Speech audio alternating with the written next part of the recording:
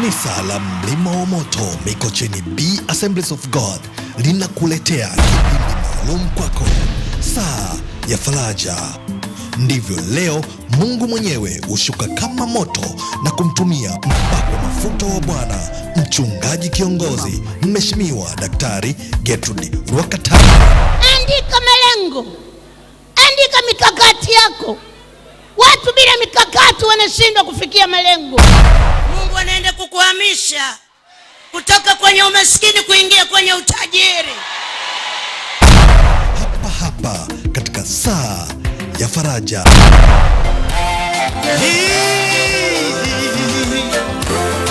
Nabii Elia aliwaita manabii wote wa Mungu bahari kwa jina la Yesu.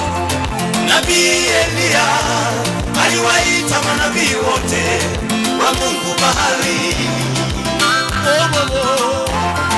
Lengo la Elia ilikuwa ni kumthibitisha Mungu wa kweli ni yupi kati ya Mungu wa bahari na Mungu wa mbinguni.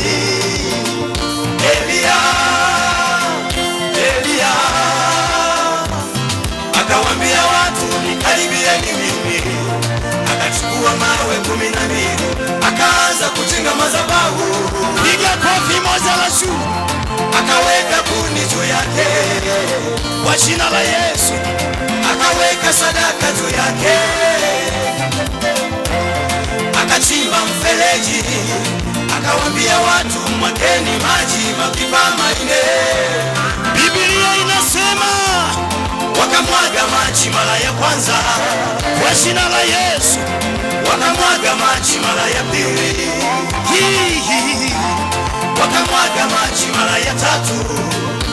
Elia akaanza kumwita Mungu, Mungu wa mbinguni. We Mungu, we Mungu, we Mungu, we Mungu, we Mungu, Mungu wa mbinguni. Naijulikane kuwa we Mungu, we Mungu, we Mungu, we Mungu, we Mungu, Mungu wa mbinguni. Katika jina la Yesu Kristo kuwa huko. Moto ukashuka ukalamba ile sadaka, ukalamba zile kuni, ukalamba na yale mawe, ukalamba na yale mavumbi, ukalamba na yale maji. Watu wakasujudu, wakasema huyu ndiye Mungu anayepaswa kuabudiwa, ndiyo Mungu naye mwimbia Mungu Elia.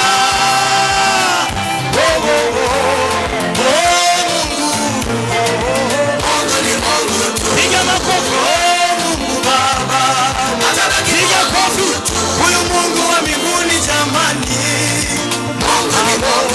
huyu Mungu wa Elia atabaki kuwa Mungu tu maishani mwako, mama yangu wewe.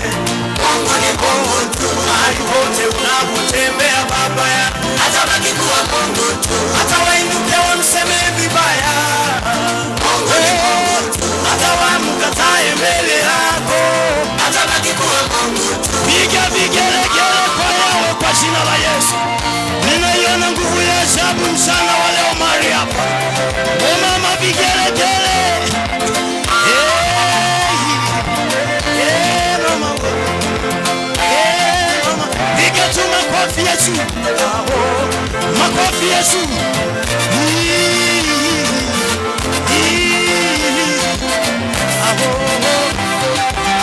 Na wewe ndugu yangu unayenisikia, unayenitazama, unaona nini mbele yako kwa jina la Yesu?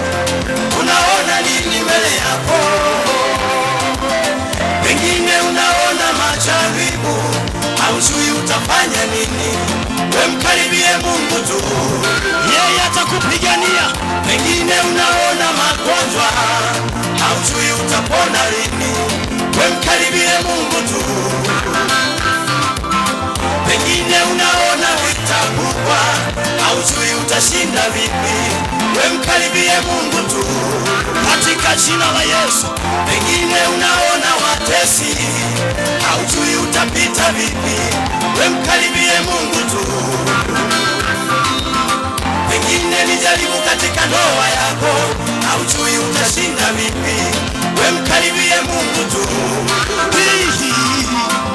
hakuna linaloshindikana kwake. Piga makofi. Hakuna linaloshindikana kwake. Hakuna linaloshindikana kwake. Hakuna linaloshindikana kwake. Hii ndiyo habari njema, ni uponyaji mkuu, upako wa upepo wa kisulisuli kanisani Mlima wa Moto. Je, nini haja ya matarajio ya moyo wako? Ni fedha, gari, nyumba, watoto, mke au mume mwema? Semina hii ni ya wiki nzima toka tarehe 2 hadi tarehe 9 mwezi wa 8 na itaongozwa na mchungaji kiongozi Mheshimiwa Mama Daktari Gertrude Rwakatare akishirikiana na mchungaji mwenye upako Mama Dr. Marilyn Hick kutoka Marekani, mtu wa Mungu ambaye Mungu amekuwa akimtumia Pastor Jeremia Kioko kutoka Kenya, na funga kazi ni askofu mwenye upako usio wa kawaida, mtumishi wa Mungu Bishop Kitonga. Waimbaji mbalimbali watahudumia katika semina hii: Bahati Bukuku, mzee wa Mungu ni Mungu tu, Christopher Mwangira. Hudhuria semina hii kwa wiki nzima bila kukosa, na hutokuwa kama ulivyo tena, kwa jina la Yesu Kristo. Wote mnakaribishwa. Basi tunashukuru Mungu kwa sababu ya kufika hapa. Nasema Bwana wabariki, na zaidi ya yote ni kwamba ningependa kushukuru Mungu sana kwa sababu ya kuniongoza kutoka Kenya kufika hapa. Ni mkono wa Bwana Yesu. Tupatie Yesu makofi mazuri sana. Ninataka kuongea neno chache tu, nikupe taarifa vile kutakavyokuwa wiki nzima na vile Bwana amenituma. Sema amen. Na zaidi ya yote ni kwamba ninataka nikukaribishe katika wingu ambao nimekuja naye. Na wingu hii ni kwamba wote walio wagonjwa watapona, viwete watatembea, walio kudharau hawatakudharau tena, walioshindwa hawatashindwa tena. Sema amen. Are you ready for that? Nauliza, uko tayari? Kwa hiyo kama uko tayari, inua mkono juu, sema Apostle kutoka Kenya, niko tayari. Kuna ukuta imekuzuia, na wakati wa Joshua ukuta ilianguka, na wakati huu itaanguka. Sema amen.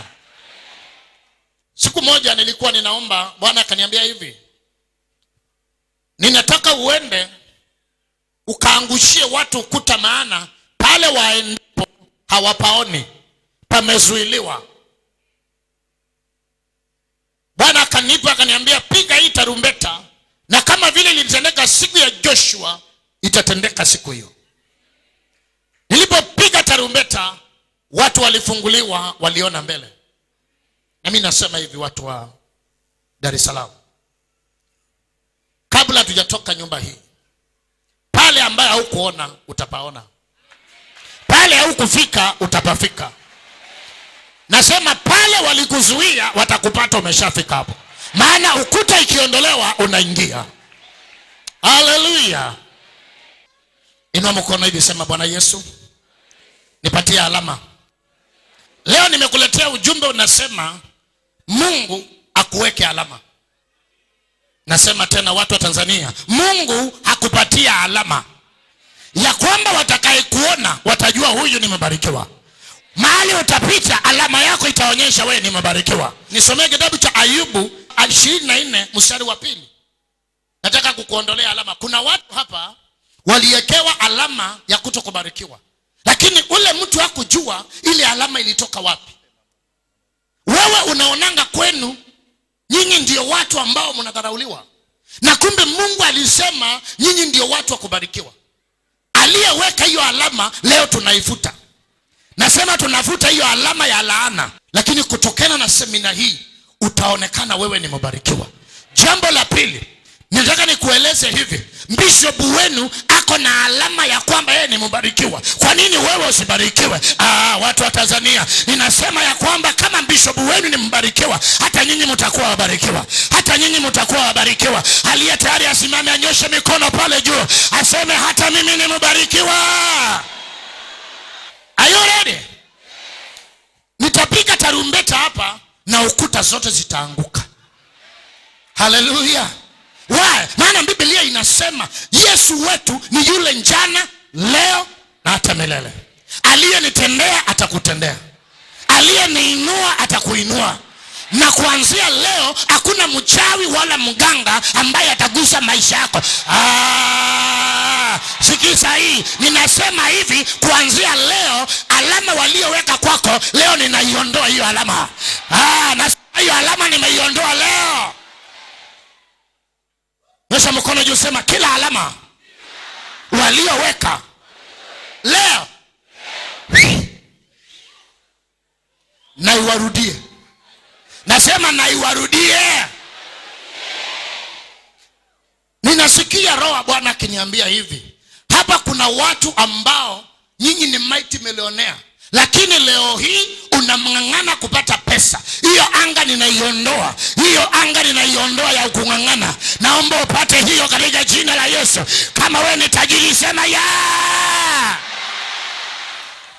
Nisomee Ayubu 24:2. Inasemaje? Weke nguvu kidogo, yani wako. Wako waziondoa alama za mipaka. Wako watu wasiondoa alama za mipaka. Uliza mwenzako, ni nani huyo mtu? Muulize tena, wako wapi hao watu? Nimekuja kukuletea neno la Bwana ya kwamba hata kama walijificha, tutawatoa na macho ya Mungu.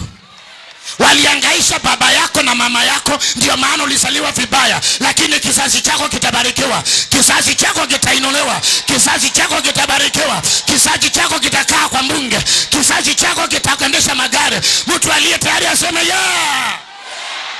Are you ready for that?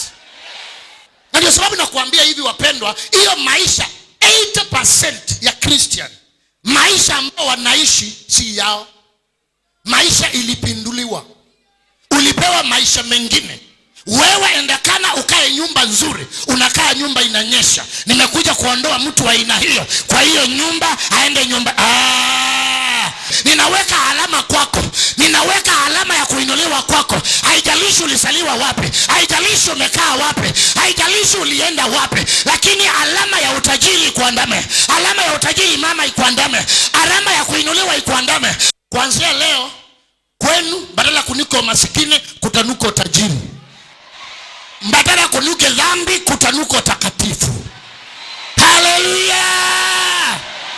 Sikiza vizuri. Utajuaje uko na alama ya kishetani katika maisha yako? Mimi kusaliwa kwangu nilikuwa masikini sana. Sema amen. Kusaliwa kwangu nilikuwa masikini sana. Kwetu nyumbani watu walidharauliwa, kwa sababu mama yangu na baba yangu hawakuishi maisha yale ambayo walitaka. Sikiza hii. Utapataje kujua kwenu kuna alama ya kishetani? Pointi la kwanza, utakapoona watu wamesoma na hawapati kazi, utajua hapa kuna alama ya mauti. Utapataje kujua kwamba kwenu kuna alama ya kishetani? Utakapoona ya kwamba watu katika familia wote hakuna mtu anafanikiwa, mnajaribu sana lakini hamusongi, ujue mko na alama ya kishetani. Utapataje kujua ya kwamba alama ya kipepo iko juu yako? Pointi la tatu, naenda haraka tu. Utakapoona ya kwamba una pesa ama una mali, lakini zile pesa zinakulwa na mambo ambaye si ya kawaida, maugonjwa, kupotea, kununua vitu za kukoniwa, kununua gari inaanguka inaisha, ujue maisha yako na alama ama imewekwa alama ya kishetani. Kuna watu wengi sana wanaishi maisha, lakini maisha ambayo wanaishi si maisha yao. Leo hii akiulizwa kama anaweza akaacha hiyo maisha, anasema ndiyo mara 20. Na nilipokuwa nikiombea mkutano huu, Bwana akaniambia neno moja. Utapata watu Tanzania, watu hawa nimekutuma kwao, na watakapokusikiza na watii sauti yangu, maisha ya wale watu itabadilika kuanzia siku hiyo. Baada ya Yesu, makofi mazuri sana. kujua alama ya kishetani iko juu yako. Pointi la 4, utaona watu wote ambao umesaidia hawakukumbuki. Watu wote umesaidia, umesomesha mtu apate kazi, hakukumbuki. Umesaidia mtu akaolewa, alipoolewa akakutukana. Watu wote hawakukumbuki, mpaka mtoto wa tumbo lako. Umezaa watoto wamepata mali, lakini hawakukumbuki. Utajua hapa kuna alama ya kishetani. Maandiko inasemaje? Ezekieli 9 mstari wa 4 inasemaje? Ezekieli sura ya 9 mstari wa 4. Ya. Anasema Bwana akamwambia, pita kati ya mji. Pita katikati ya mji. Sema hapa Dar es Salaam. Hapa Dar es Salaam. Mungu akamwambia pita katika mji, katikati ya mji. Endelea. Kati ya Yerusalemu. Kati ya Yerusalemu. Ukatie alama kati ya vipaji vya nyuso vya watu wanaougua na kulia kwa sababu ya machukizo yote yanayofanyika kati yake. Inua mikono, sema walionionea. Walionionea. Wiki hii nitapewa alama. Pewa alama. Na wote watanikimbilia. Oh my God, ninaona watu hapa wakipokea heshima. Inueni mikono mpokee heshima. Naona watu hapa wakipokea heshima. Naona watu wakipokea heshima hapa. Naona watu wakipokea alama ya kuinuliwa. Naona watu wakipokea alama ya kuenda ng'ambo. Walioingia ndege ni wanadamu, hata wataingia ndege. Waliokaa nyumba nzuri ni watu, hata watakaa nyumba nzuri. Oh my God. Watu wanaitwa ukoo wa Mungu. Hata hapa Tanzania ninajua ya kwamba kuna watu unawaonanga wakipita, unasema hii ni ukoo wa utajiri. Wewe sasa utakuwa mmoja wao. Utaanza kuambiwa hii ni ukoo wa utajiri. Sema amen. Inua mkono, sema mimi ni mmoja wao. Maana alama inapoingia, maisha ya mtu inabadilika. Unaonanga kila mtu anakuchukia. Hakunanga mtu sura mbaya. Hakunanga mtu hawezi kuolewa. Hakunanga mtu hawezi akaoa. Hakunanga mtu ati hawezi enda na ndege. Jana nilikuja na ndege. Watu wengine hata tuko nao kwa ndege hawajui kuvaa nguo. Hawajui. Hata mko very smart. Msichana na mama mulia hapa. Hakunanga tumbo lizaa mtoto wa laana. Hakunanga. Vile unazaa mtoto masikini ndivyo mtoto tajiri anasaliwa the same. Na that's why leo hii nitatabiria wa mama wote, yeyote aliyepata mtoto awe kwa faida chini ya jua. Maana alama ya ule mtoto alipokuwa akizaliwa, walikamata alama nzuri wakang'oa wakaweka alama mbaya. Na mimi nimekuja kama mtumishi wa Bwana, ning'oe alama mbaya niweke alama nzuri. Mwanzo sura ya 4 mstari wa ngapi? Wa 15. Bwana akamwambia, kwa sababu hiyo yeyote atakayemuua Kaini atalipishwa kisasi mara 7. Bwana akamtia Kaini alama, mtu amuonaye asije akampiga. Sema imani. Hiyo ina maana kwamba Mungu huweka watu alama. Kama Mungu aliweka Kaini alama mbaya, maandiko inasemaje? Waibrania 13 mstari wa 8. Exactly. Yesu Kristo ni yeye yule jana na leo hata milele. Yesu Kristo ni yeye jana, leo na hata milele. Sasa nataka unishike vizuri hapa, maana najua Kiswahili yangu bado inakukanganya. Yesu yule alikuwa na pamoja na Kaini ndio tuko naye leo. Amen. Sema amen. Tunakubaliana watu wa Tanzania? Inua mkono kama tunakubaliana. Yule Yesu tulikuwa naye wakati wa Kaini ndio tuko naye wakati huo. Sasa Mungu aliweka Kaini alama ya kulaaniwa. Sema amen. Na kwa maana abadiliki, leo nitamuomba akuweke alama ya kubarikiwa. Akuonaye ajue wewe ni mbarikiwa. Na atakaye kuroka ajiroke mwenyewe. Nasema hivi, Mungu alimwambia Kaini atakaye kuua atalaaniwa. Mtu akuonaye ajue umelaaniwa. Nami nasema hivi, tunaibandilisha leo, tunasema hivi, utabarikiwa leo na atakaye kuroka atalaaniwa, maana Mungu amesha kuweka alama ya kwamba wewe ni mbarikiwa. Ya kwamba wewe umeinuliwa. Patia Yesu makofi mazuri.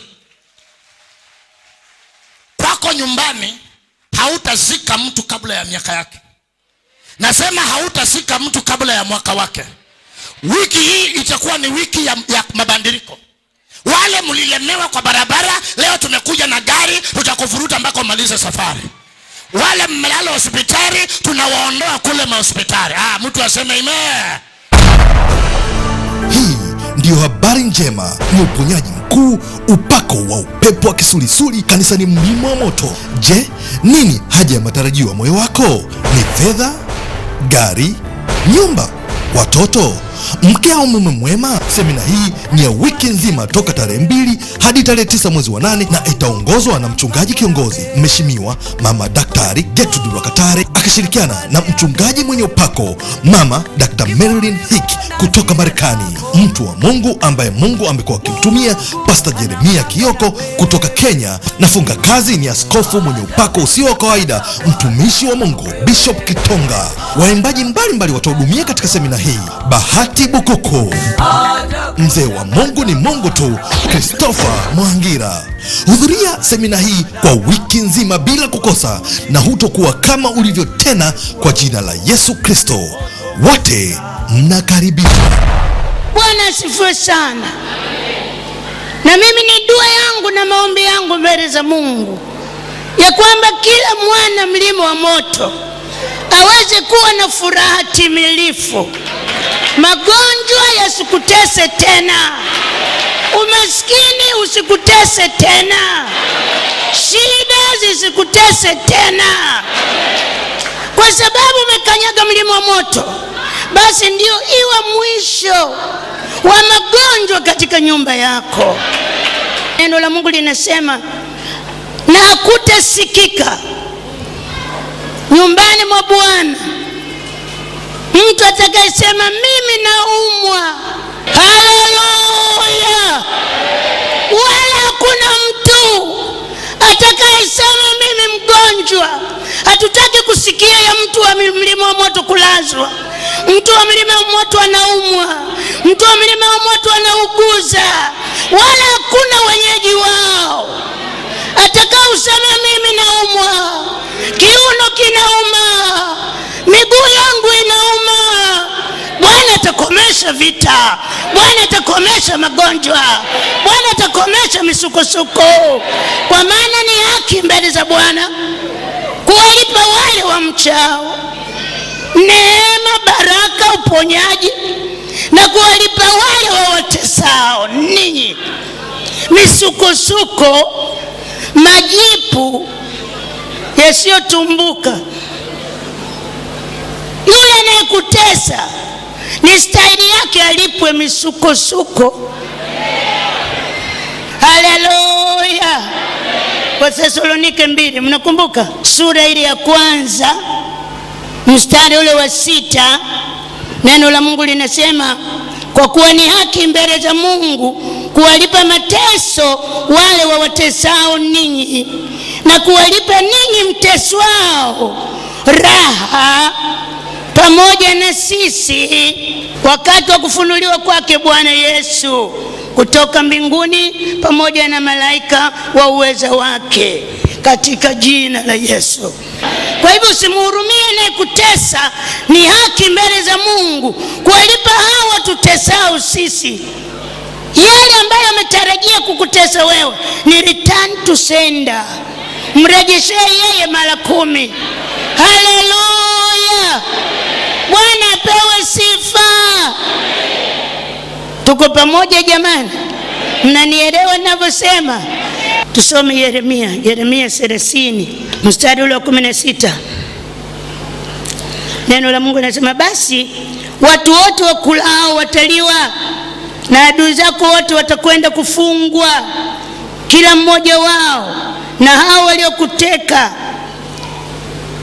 nyara watatekwa, na wote waliokuwinda nitawafanya kuwa mawindo. Mstari wa 17, maana nitakurudishia afya, nami nitakuponya jeraha zako, asema Bwana, kwa sababu wamekuita mwenye kutupwa, wakisema ni Sayuni ambao hapana mtu autakaye. Bwana asema hivi, tazama nitakurudishia tena hema za Yakobo, zilizohamishwa na kuyahurumia makao yake, na mji huu utakaojengwa juu ya magofu yake mwenyewe, nalo jumba litakaliwa kama ilivyokuwa desturi yake. Tena kwao itasikika shukurani na sauti yao ya wachangamkao, nami nitawazidisha, wala hawatakuwa wachache tena. Nitawatukuza, wala hawatakuwa wanyonge. Watoto wao watakuwa kama zamani, na kusanyiko lao litathibitika mbele zangu, nami nitawathibitika wote wawaoneao. Nzuri. Bwana apewe sifa. Bwana Yesu apewe sifa. Wakati wa marejesho lazima na wewe udai kurejeshewa. Tunadili na magonjwa kwa sababu sasa hivi magonjwa ni kilio cha ulimwengu. Magonjwa ni kilio cha madaktari kila mahali. Yamefumuka magonjwa mengine hayana majina. Magonjwa ya ajabu yenye majina na yasiyokuwa na majina.